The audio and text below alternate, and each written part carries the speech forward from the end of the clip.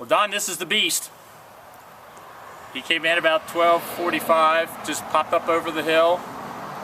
I about had a heart attack. I knew I was going to shoot him. I didn't even know how big he was. And as soon as he stepped onto the trail, I hit him just back where I needed to hit him, but he is so tough and gristly. Arrow went in about 6 to 8 inches. He jumped around, he fell down and did circles on the trail, and he took off.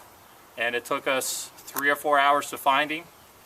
We lost him on the blood trail, and I just happened to be literally just canvassing the woods, walking the old logging trails, and there he was, just laying there.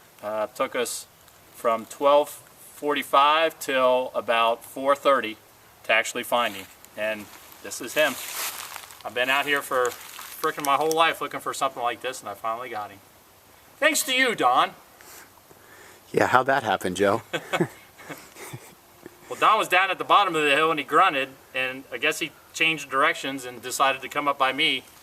And I had just rattled maybe 3 to 4 minutes before Don saw him, so we don't know if he got him up on his feet and start walking around to come out, you know, to see what the rattling was.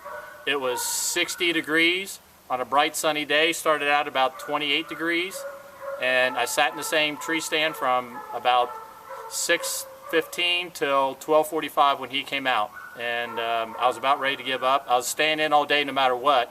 I had just taken off half my clothes because I had dressed really warm, and it got just absolutely burning up hot. And I took off my hat, took off my gloves, took off my coat, hung everything, rattled, and then here he came up over the hill. And this is him.